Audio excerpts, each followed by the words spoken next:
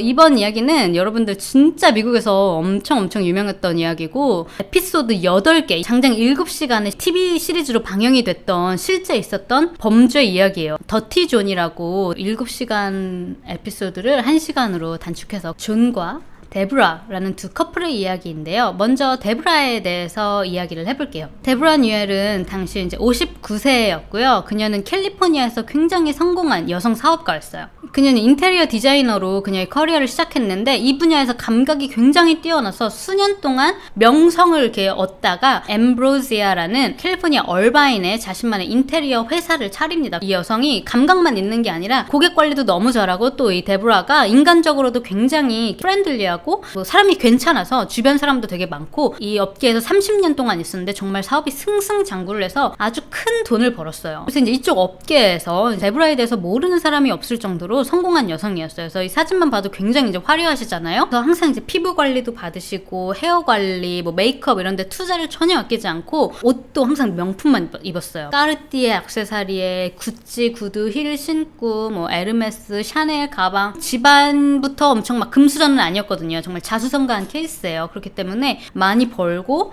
즐기면서 삶을 살고 있었어요. 그리고 화려해 보이고 밝은 데브라이지만 모든 사람들이 그렇듯 그녀에게도 마음속 한구석에 좀 어두운 상처들이 있었는데요. 17년 전 그녀가 42세일 때 일이었어요. 그녀는 여동생이 한 명 있었는데 이름이 신디예요. 신디. 둘이 굉장히 좀 친한 자매였대요. 동생 신디는 빌리라는 남자랑 결혼을 해서 두 아이들을 낳고 잘 살고 있었는데 언제부턴가 빌리가 데브라 동생 신디를 컨트롤하기 시작하는 거예요. 뭐 예를 들어서 신디가 입는 옷, 왜 그런 옷을 입어? 그 옷 입지 마. 딴 걸로 갈아입어. 라든지 신디가 어딜 가는지, 심지어 친구 누구를 만나는지, 친구 걔는 만나도 되고 걔는 만나면 안 되고 이런 것들을 하나하나 점차 통제하려고 하는 거예요. 그리고 이 수준이 점점점 막 언성도 높아지고 그러면서 당연히 싸웠겠죠? 근데 점점 이 남자가 폭력적으로 변하는 것 같아서 친정 엄마한테 가서 막 이런 고민도 토로를 했다 그래요. 내 남편 빌리가 계속해서 이 사사건건 나를 통제하려고 들고 나와 아이들한테 폭력을 번질까봐 너무 무섭다라고 엄마한테 이야기를 했는데 엄마는 에이 빌리가 그럴 리가 없다고, 빌리 좋은 남잔데 그런 남자는 아니야, 괜찮을 거야, 너가 너무 예민하게 생각하는 것 같아 라고 하면서 신디를 이렇게 좀 다독여 줬다고 해요. 결국에 둘은 이제 별거를 하기로 해요. 신디는 별거 중에 마음이 이미 떠나서 이제 이혼을 결심을 했지만 남편인 빌리는 다시 신디와 합치고 싶어 했어요. 그러니까 둘이 거기서 이제 어긋나기 시작했죠. 어느 날 둘이 또 크게 말싸움을 하는데 빌리가 친구한테 총을 빌려가지고 말다툼을 하다가 바로 앞에서 그녀의 머리를 쏴서 신디를 살해를 합니다. 그리고 바로 그 직후에는 자기 배를 쏴요. 근데 많이 아팠나봐요. 배에 이렇게 총 맞고. 911에 바로 전화를 합니다. 총 쏘자마자. 저기 응급차, 여기 총 맞은 사람 둘 있는데 응급차 좀 보내주세요. 그래서 응급차가 이제 도착을 하고 바로 앞에서 머리에 총을 맞은 신디는 당연히 살아남지 못했지만 빌리의 총상은 그렇게 나쁘지 않아서 생존에 전혀 지장이 없었다고 해요. 재판을 받아야겠죠. 자기 와이프를 죽였으니까. 근데 여기서 굉장히 보통 사람의 머리로는 이해되지 않는 광경이 펼쳐지는데요. 신디와 데브라의 엄마 있잖아요. 아까 그 친정 엄마, 고민 상담도 하고 했다는 그 엄마가 죽은 자기 딸 편이 아니라 빌리의 편을 드는 거예요. 자기 딸을 죽인 사위 편을 드는 거예요. 빌리는 정말 좋은 사람이고 원래 이런 사람이 아닌데 빌리가 우리 딸을 너무너무나 사랑했는데 둘이 싸우다가 우발적으로 실수를 한 거다.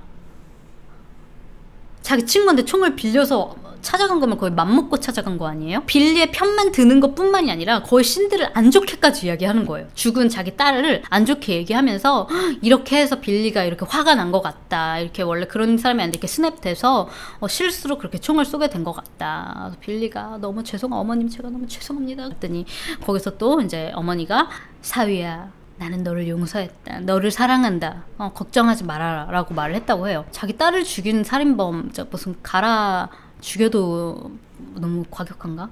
친엄마 맞아요. 이 어머니가 굉장히 종교적인 분이셨어요. 그래서 모든 사람은 선하다, 사랑만이 죄악을 씻어줄 수 있다, 이 세상에 구제가 될 수 없는 사람은 없다 라는 게 그 신념이었대. 그게 엄마의. 그래도 딸이 살해당했는데 어쨌든 그래서 어머님 덕분에 사위 빌리는 고의적이지 않은 우발적 실수로 한 살인으로 오직 5년형의 징역을 받게 돼요. 어쨌든 그 사건으로 인해서 언니인 데브라는 총공포증 같은 게 생겨요. 그래서 사실 굉장히 재산이 많고 이제 화려하게 다니고 그러니까 주변에서 좀 걱정을 했나 봐요. 너를 보호할 수 있는 호신용 뭐 핸드건이라도 이렇게 여기다 들고 다녀야지. 너 그러다가 강도당하거나 진짜 뭐 무슨 일 당하면 어떡하냐.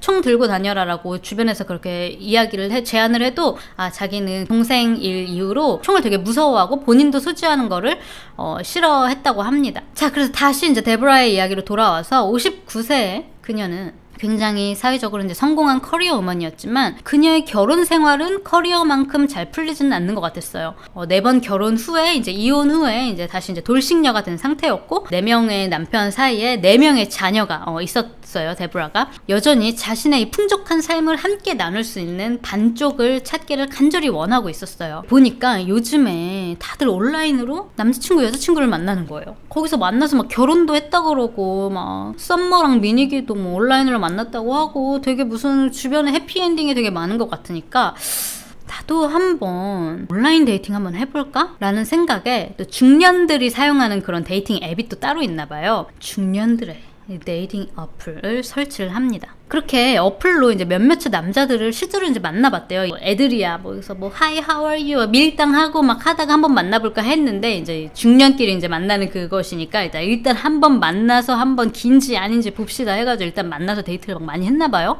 만났는데, 다 만나는 남자마다 다 지자랑. 내가 10년 전에 뭘 시작을 했는데 지금 이만큼 돼서 산전수전 겪어가지고 비록 지금은 내가 이걸 하고 있지만 왕년엔 제가 말입니다 데브라 씨 이러면서 맨날 자기 얘기만 하는 제스탱이들이었다고 그렇게 표현을 해요. 나도 사업하는 여성인데 나의 일 같은 거 얘기하려고 그러면 네 뭐 그러시겠죠. 마티니 여기 막 얘기하고 있는데 여기 마티니 바텐더 마티니 한 잔. 그래서 뭐라고요? 건설업체를 운영한다고요? 이렇게 자기 얘기는 귓등으로도 안 듣고 막 제스탱이 아니면 만났는데 실물과 완전 달라. 50대 가입한 앱인데 막 38세에 찍었던 그 사진 증명사진 막 올리고 있고 알죠? 옛날에 우리 때 이미지 사진이라고 유행했거든. 막 포샵으로 막 보정 잔뜩 해가지고 실제로 만나는 코에 좀 여기 털도 났는데 막 이런 거 하나도 없고 그 사진에서 되게 말라 보였는데 만났는데 막 2배 그래서 아니 지금 무슨 일이 있었던 거죠? 사실 14년 전에 찍었던 제 인생샷이거든요. 실물이랑 다른 아저씨들이 그렇게 많이 나왔대요. 근데 이거 나도 공감하는 게 외국인들도 실물이랑 사진이랑 다른 경우 진짜 많다? 왠지 막 외국인들은 다들 되게 뭔가 좀 진하게 생겨서 별로 차이 없을 것 같잖아요. 경험하신 분들 좀 아시잖아요? 실제랑 사진이랑 다른 사람 진짜 많아. 묘하게 그 사람 맞는 것 같은데 뭔지 모르겠는데 되게 달라. 외국인은 묘하게 실물이 초췌하대. 실제로 우리 데브라 언니 그 데이팅 앱에 이제 프로필 사진으로 올렸던 그 사진입니다. 데브라 언니가 자기 관리가 장난 아니었어요. 자기 인생을 같이 쉐어할 수 있는 이런 남자를 찾기 원하는데 쉽지가 않았다고 합니다. 인터넷으로도 오프라인에서도. 아휴 얘도 아니고 쟤도 아니고 아휴 얘도 사진 보니까 10수년 전 사진 같다. 아니요 하다가 그녀의 눈길을 끈 단 한 장의 사진이 등장을 하는데요. 이렇게 중년이 되면 이제 알죠. 얼굴 클로즈샷 이런 거 안 올리는 거야. 일단 피지컬로 승부한다. 알지? 일단 이거 보고 판단하세요. 굳이 시간 들여서 손 잡고 1단계, 2단계 하다가 언제 몸매 확인합니까? 일단 보고 시작합시다. 이름은 존이라는 이 오라버니는 심지어 여러분 의사셔. 섹시해. 키는 188cm. 그리고 독실한 기독교 신자. 그리고 그 프로필에 자기 이제 소개할 수 있는 거기에도 이렇게 썼어요. 그저 제 인생을 함께 나눌 제 인생의 사랑을 찾고 있어요. 라고요. 보면 앱에 어플에 보면 어떻게 한번 해보려는 놈들, 와이프도 있는데 바람만 펴보려는 놈들, 약간 이런 사람들도 있었는데 데브라 언니도 본인의 이 풍족한 삶을 같이 나눌 자신의 인생의 사랑을 찾고 있었잖아요. 데브라 언니 마음에 존 오빠가 콕 꽂히고 말았어요. 바로 만나봅시다 우리. 그래서 이제 얼바인에 있는 그 레스토랑에서 식사를 하면서 첫 데이트를 하기로 해요. 실물이랑 너무 다른 사람들이 많아가지고 조금 걱정도 했는데 실물로는 더 잘생겼대요. 세상에서. 키 188에 사람 좋아 보이는 미소. 되게 인상 좋지 않아요? 사람 좋아 보이는 미소. 다부진 몸매에 초록빛에 살짝 갈색에 감미된 헤이즐 컬러의 눈동자. 와우.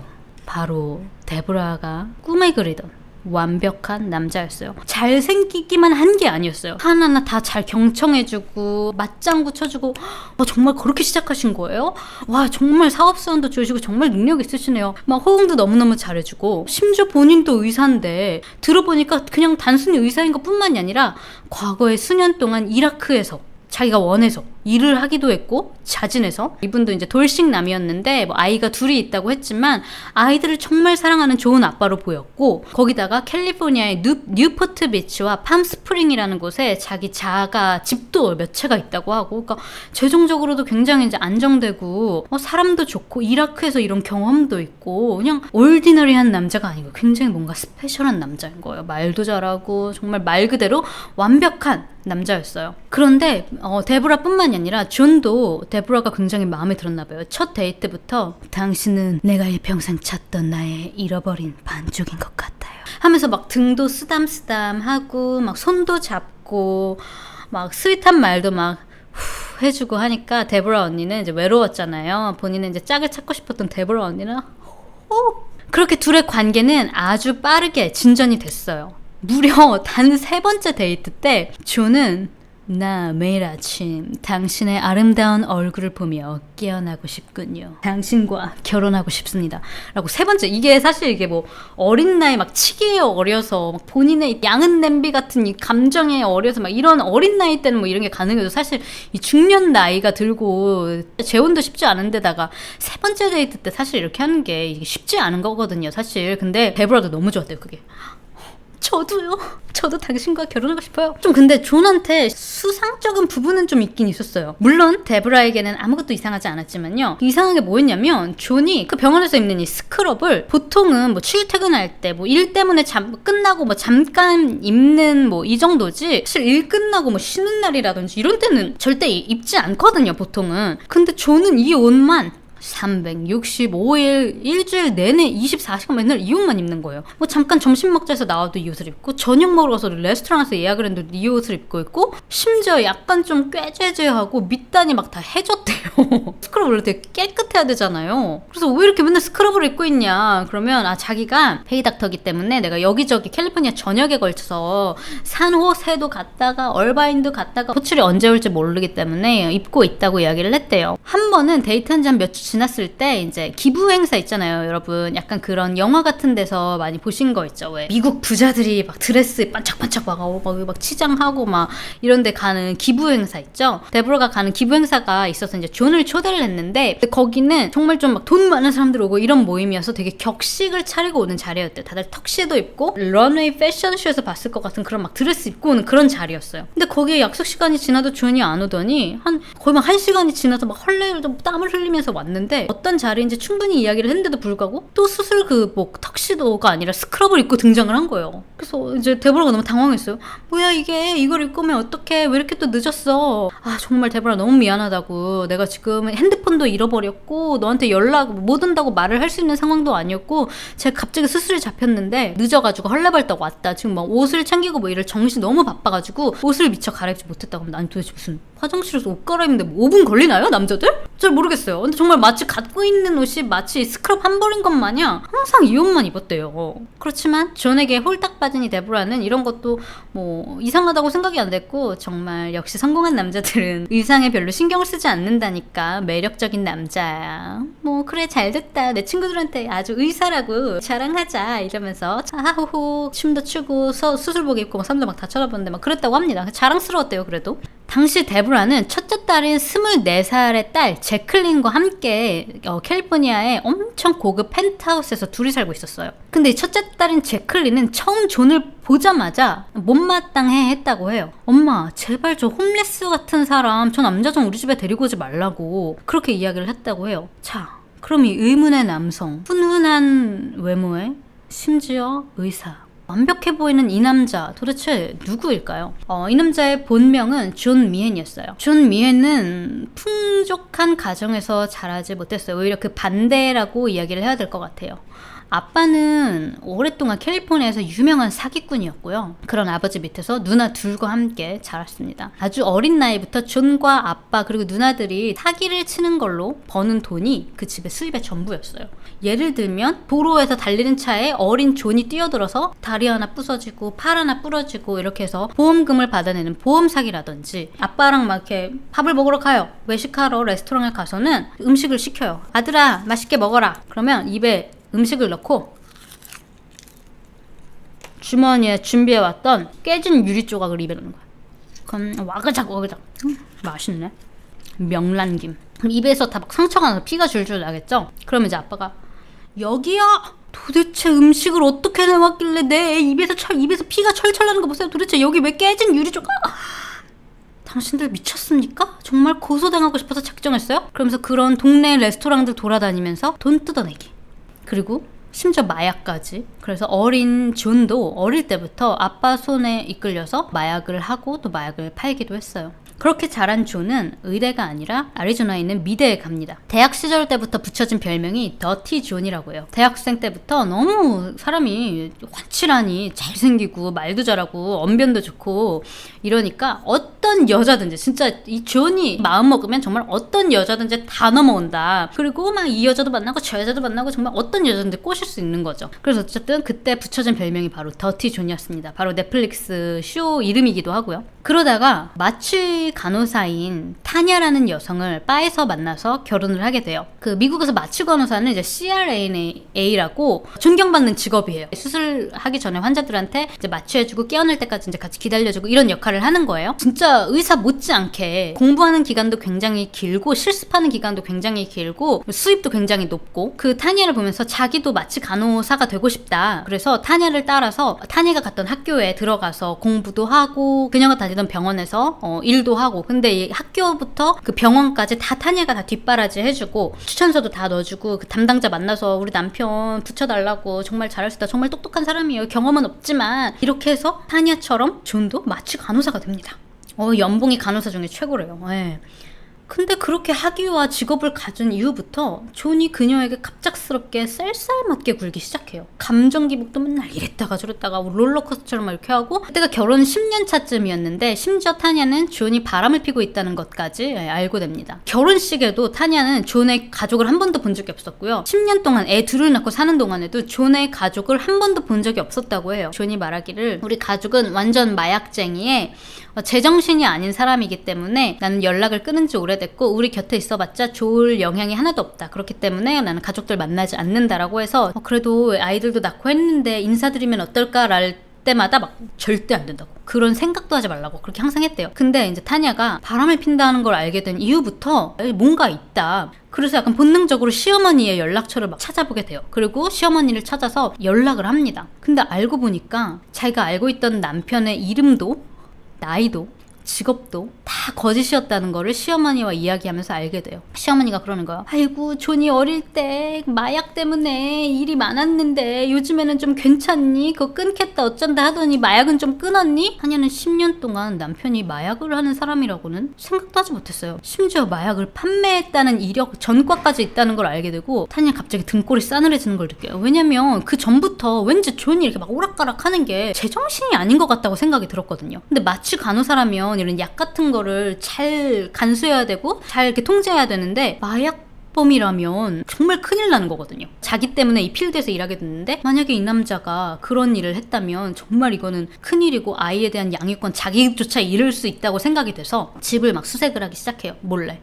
아니나 다를까 병원에서 사용하는 수술용 마취약들이 여기저기서 발견이 막 되는 거예요.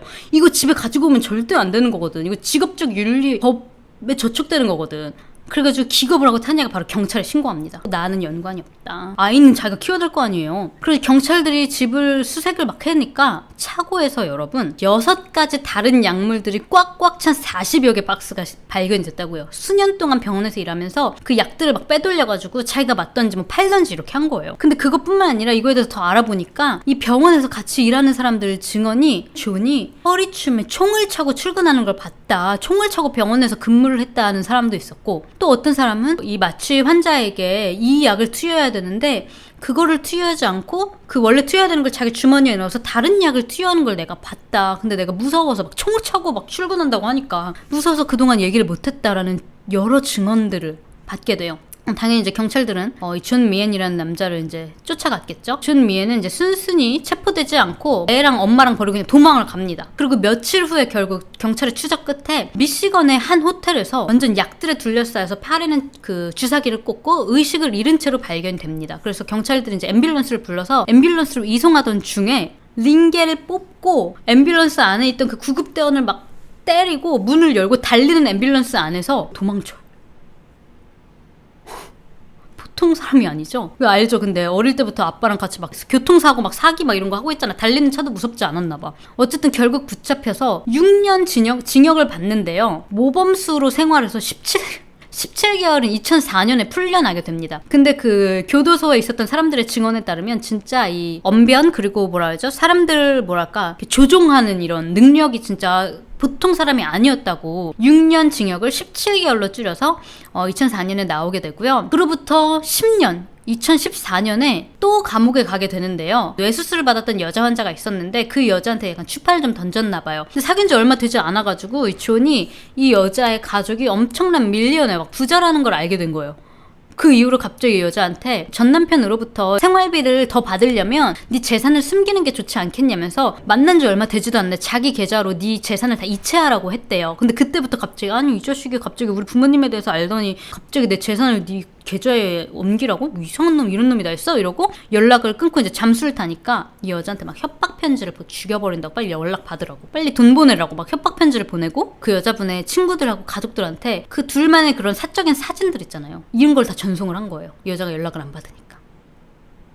그래서 스토킹 혐의로 8개월 동안 또 수감이 되게 됩니다. 그리고 2014년에 8개월을 복역을 하고 이제 감옥에서 나와서 이틀 만에 감옥에서 나오자마자 단 이틀 만에 데이팅 어플에서 만난 인테리어 디자이너이자 성공한 사업가 데브라 뉴엘을 만나게 된 거예요. 막 출소한 그는 당연히 의사도 아니었고 의사였던 적도 없었고요. 이라크 가본 적도 없었고요. 집도 없어서 캠핑카 같은 데서 먹고 자면서 지내고 있었어요. 자, 여러분 기억나세요? 데브라의 첫째 딸 제클린이 저 남자 행색이 꼭 홈리스 루저 같아. 저 남자 좀 우리 집에 데려오지 마. 라고 막 엄마한테 화를 냈다고 했잖아요. 제클린의 말이 딱 맞았던 거예요. 말 그대로 홈레스였던 거예요. 제클린이 존을 이상하게 생각했던 건 단지 그의 허름한 겉모습뿐만이 아니었대요. 하는 행동이 뭔가가 되게 너무 수상쩍었대요. 본인이 인테리어 디자이너 그 CEO인데 그 집안이 얼마나 잘 꾸며져 있었겠어요. 그럼 집에 와가지고 맨날 이런 거 있죠. 막 대리석 같은 거, 막 돌 같은 거 막 있으면 막 마치 이게 얼마야? 이렇게 하고 들여다보는 것처럼 예술품들, 비싼 고가 같은 거 이렇게 앞에 가가지고 막 이게 얼마일까? 하는 표정으로 항상 이렇게 뚫어지게 보더래요. 거기다가 데브라나 제클린이 각자 버킨백, 캘리백 이런 뭐 고가의 백이라든지 아니면 한정으로 나왔던 명품 가방들이 굉장히 많이 있어서 그것들을 따로 보관하는 금고가 따로 있었대요. 근데 금고 같은 걸 엄마가 막 이렇게 열고 있으면 뒤에서 빤히 비밀번호가 뭔지 이렇게 쳐다본다든지 그 안에 뭐가 있는지 엄마 뒤에서 이렇게 보고 있다든지 그런 걸 제클린이 본 거예요. 아니 어떤 남자가 저렇게 무슨 명품백에 관심 있어 보이는 남자도 아닌데 어떤 남자가 저렇게 여자 가방에 저렇게 관심이 있지?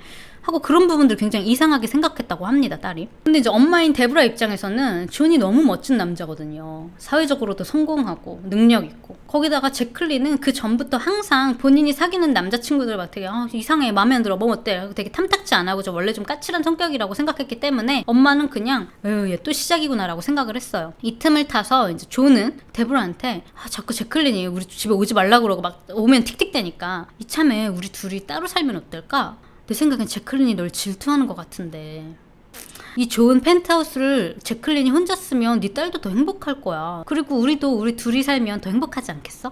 이게 만난 지 5주밖에 안 됐던 때예요. 그리고 데브라는 굿 아이디어, 좋은 생각이다 하고 존이랑 손을 잡고 캘리포니아 뉴포트 비치에 있는 해변가에 한 달에 무려 월세가 6,500불인 집을 찾아서 계약을 합니다. 725만 원이네. 월세예요, 월세. 전세 자금 아니고. 존한테 이제 우리 그럼 여기서 살까? 월세가 6,500원 불 6,500원이래. 데브라한테는 이게 한 6,500원쯤 됐겠죠. 6,500불 정도래. 720만 원 정도래. 그럼 뭐 너가 한 3,000불쯤 낼래? 딱 하니까 이제 존이 하는 말이, 존이 돈이 어디서 지금 집도 없는데 쥐뿔도 없는데 진짜 존이 이래요.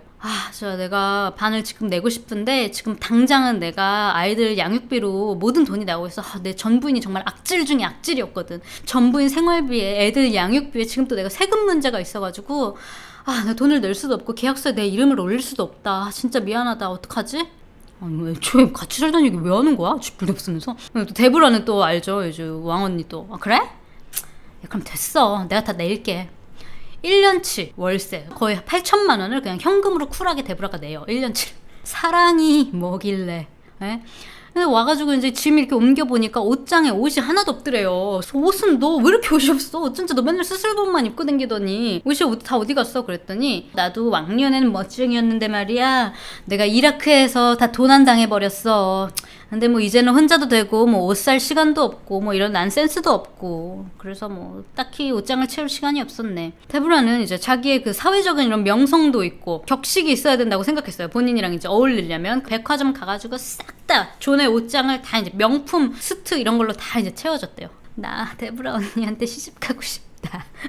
같이 사는 거를 딸들한테는 비밀로 해요. 당연히 이제 딸들도 미쳤다고 하겠죠. 엄마가 갑자기 몇 주 만에 온라인으로 만난 데이트 어플로 만난 남자랑 같이 산다고 하면 미쳤다고 하겠죠. 안 그래도 이전에도 이런 좀 이력이 있었대요. 엄마 남자들이 막 돈만 보고 접근한다든지 돈만 떼가고 도망간다든지 막 이런 남자들이 있었대요. 그러니까 딸들도 뭔가 좀 더 시니컬했던 거예요. 근데 데브라 입장에서는 좀 마음이 좀 쓰이긴 했지만 그래도 둘째 딸 타라는 아마 내 새로운 남친 존을 좋아할 것 같다. 둘째 딸 타라는 굉장히 좀 온화하고 스윗한 성격의 소유자였거든요. 물론 이제 같이 산다는 거는 비밀로 하고 엄마 지금 여기 뉴포트 비치에 별장 하나 얻었는데 너도 한번 남친이랑 같이 놀러 와라. 당시에 딸은 라스베가스에서 살고 있었대요. 타라는. 그래서 엄마의 초대로 타라가 그 새 집에서 며칠 지내게 돼요. 근데 솔직히 딸내미들하고 바본 줄 알아? 딱 알지. 이제 같이 사는 거 며칠 지내면서 이제 벌써 알아본 거예요. 둘이 동거를 시작했다는 거를. 근데 이상하게 존이 또 엄마한테는 되게 스윗한데 타라한테는 또 되게 막 까칠하게 구는 거예요. 뭐 예를 들어서 처음 만났을 때 이렇게 막 혼자서 쇼파를 막 옮기고 있었대요. 타라 남친이랑 타라가 존 씨 안녕하세요 뭐 얘기 들었어요. 그래서 지금 도와드릴까요? 그랬더니 됐어. 지금 바쁘니까 너네 어디 나갔다가 와. 처음 만나면서. 그래서 거기서부터 이 사람 뭐야? 라고 생각했는데 와서 보니까 무슨 의사라는 사람이 맨날 차도 없어. 맨날 엄마 테슬라 타고 다니지. 뉴포트 비치랑 팜스프링에 집 있다고 해놓고선 왜 자기네들 이렇게 왔는데 네바다에서 여기까지 왔는데 초대도 안 하고 엄마도 가본 적 없다 그러고. 그러고 보니까 맨날 집에 앉아가지고 의사라는 사람이 게임만 하고 있는 거예요. 장을 봐도 외식을 해도 다 엄마가 돈을 내고. 그래서 뭔가 이상하다고 생각했던 이 타라가 몰래 침실에 들어가서 존의 물건들을 막 다 뒤져요. 엄마보다 나. 그리고 간호사 자격증을 찾습니다. 이걸 들고 막 가가지고 아저씨 의사라면서 당신 의사 아니잖아. 왜 의사라고 사겠어? 당신 간호사잖아. 간호사. 내가 이럴 줄 알았다니까. 엄마 이상한 거 몰랐어? 막 그러면서 엄마 앞에서 막 따져요.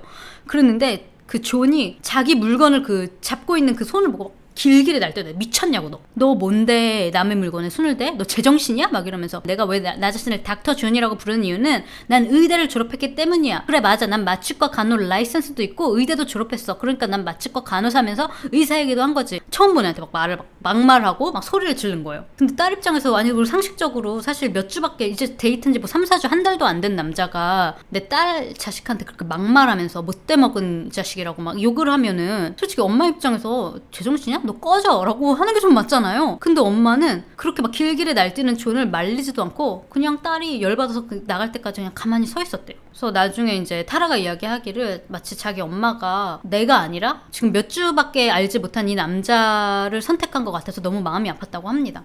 그 후에 존은 막 더더욱 이간질을 해요. 네 딸들 왜 저러는 줄 알아?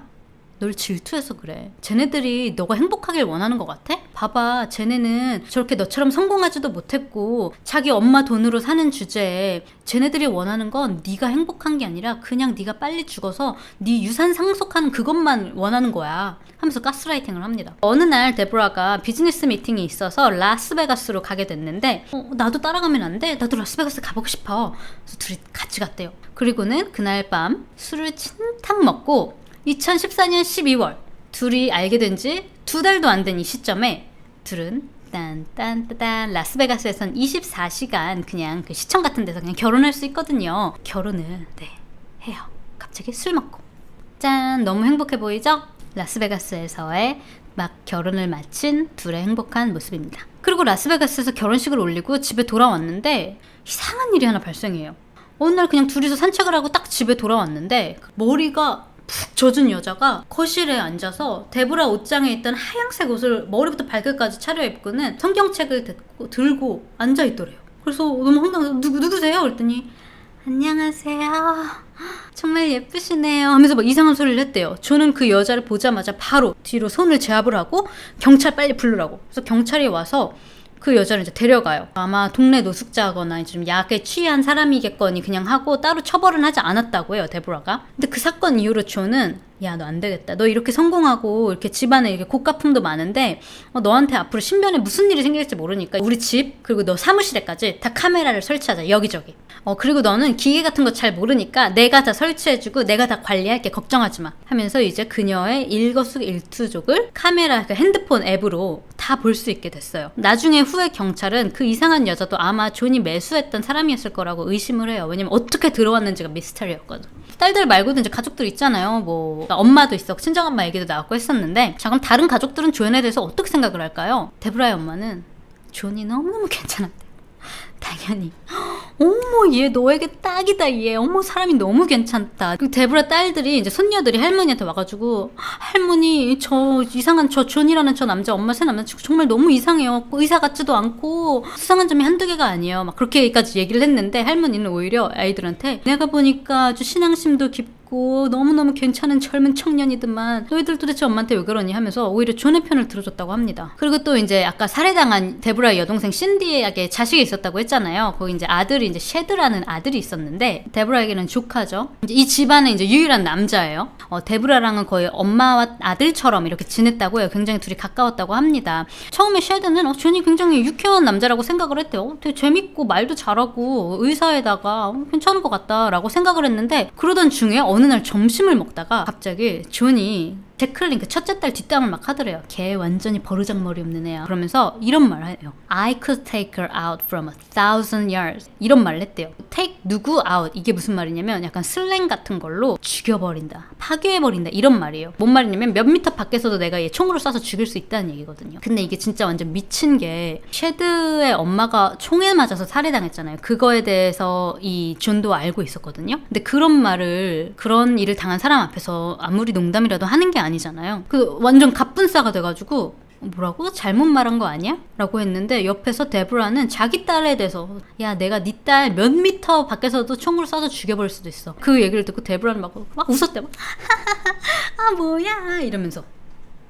그 사건 딱 그걸 이후로 셰드도 이 남자 뭔가 제정신이 아니고 지금 이 둘의 관계도 제정신이 아니다, 뭔가 이상하다는 거를 그 사건을 계기로 이제 느껴요. 진짜 걔 넌신혼이고 완전 사이코패스죠. 그리고 이제 데브라의 딸들이 찾아갑니다. 야 내가 이모 남친 보니까 정말 뭔가 이상한 것 같다. 그 시기에 제클린은 이미 존에 대해서 점점 더 의심을 하고 있었어요. 자기가 살면서 의사들 많이 만나봤거든요. 그리고 본인도 성형외과에서 일을 하고 있었는데 그 어떤 의사도, 자기가 살면서 본 어떤 의사도 존처럼 손톱이 길고 그 안에 때가 낀 의사는 한 번도 본 적이 없었어요. 그게 의사의 기본 중에 기본이잖아요. 거기다가 엄마 폰을 이렇게 슬쩍슬쩍 봤나 봐요. 문자 온 거 보면은 맞춤법 파괴범이었대요. 감기 걸렸어 빨리 나 왜 그래 막 이렇게 한다든지. 아니 무슨 의사가 이렇게나 맞춤법 파괴범일 수가 있나, 이것도 뭔가 이상했고. 그리고 엄마가 맨날 그한테 문자로 나 이따가 50불 든 거 같은데 50불 없어졌어, 혹시 내 50불 본 적 있어? 뭔가 맞춤법 파괴범에 엄마는 맨날 돈을 잃어버리는 것 같고 뭔가 이상하다, 합리적 의심을 하게 된 거죠. 그래서 제클린은 사설 탐정을 찾아가서, 되게 비싼 사설 탐정을 찾아가서 존 신상을 파달라고 요청을 하고, 존이 엄마 테슬라를 타고 다녔는데 거기에다가 위치 추적기를 달아요, 몰래. 근데 위치 추적기를 이렇게 추적을 맨날 며칠이고 24시간 이렇게 보는데 뭔가 딱히 이상한 건 없는 거예요. 진짜 존 말처럼, 그 페이닥터처럼 캘리포니아 여기 병원 저기 병원 여기 병원 저기 병원 갔다가 맥도날드 잠깐 갔다가 막 주유소 잠깐 갔다가 집에 오고, 이것뿐이었대요. 뭔가 이상한 점은 없었대요. 근데 며칠 후에 사설 탐정이 다시 연락을 해요. 내가 존 미엔이라는 사람에 대해서 좀 알아봤다 하고 정보를 가지고 돌아오는데 알고 보니 존은 완전히 파산 상태였고요. 의대는 간 적도 없었고 간호사 자격증만 있었는데 그마저도 취소된 상태였고 여자들을 스토킹하고 희롱한 게 수차례였어요. 고소당한 게. 거기다가 마약으로 감옥 갔던 것까지 알게 되고 주소가 뭐 아리조나, 오하이오, 인디애나, 테너시, 캘리포니아도 여기저기 있었는데 가장 최근 주소지가 무슨 어떤 트레일러 파크 있잖아요. 그 바퀴 달린 집, 조그만 임시집 같은 그런 게 모여있는 그런 동네가 마지막 집이었대요. 제클린이 거기 찾아간 거예요. 그 마지막 주소에. 거기 사는 사람들한테 혹시 이 남자 아세요? 하고 막 물어본 거예요. 근데 거기서 어떤 여자가 나 그 남자 알아요. 나 그 남자랑 여기서 사귀었는데 근데 갑자기 어느 날 없어졌어요. 자기 엄마 만나서 새 집에서 살게 된 거죠. 이제 모든 게 확실해졌어요. 셰드는 바로 이제 데브라한테 전화를 해요. 이모, 존이 좀 이상한 사람인 것 같아. 이모도 알겠지만 난 이미 엄마를 한 번 잃었기 때문에 나 정말 두 번 잃고 싶지 않단 말이야. 만약에 존이 사실 수년 동안 이라크에 갔던 게 아니라 감옥에서 수감 중이었다고 내가 얘기하면 이모 어떻게 할 거야? 라고 물어봤대요. 그랬더니 데브라는 거기에 네가 그렇게 얘기한다고 해서 아무것도 바뀔 게 없을 거야. 사실 우리 이미 혼인신고까지 했고 난 존을 너무너무 사랑하거든. 그리고 얘가 도대체 무슨 헛소리라는 거야? 하는 식으로 취급하면서 전화를 끊고요. 존에게 가서 자기야, 내 조카가 뭐 방금 전화해서 뭐라는 줄 알아? 세상에. 너가 의사도 아니고 마약 전과범에 너가 감옥에 갔었대. 이라크가 아니라. 나 진짜 얘 때문에 미치겠다. 도대체 무슨 인소 쓰는 거야 뭐야? 데브라 당신이 더 인소 같아. 도대체 얼마나 보는 눈이 없어야 하는 거지? 그만해. 그만 좀 알아봐 달라고. 끝까지 들어야 돼, 이 얘기는. 근데 TV 시리즈로 방영된 이유가 있으니까 이거는 끝까지 들어야 합니다. 아이고 두야.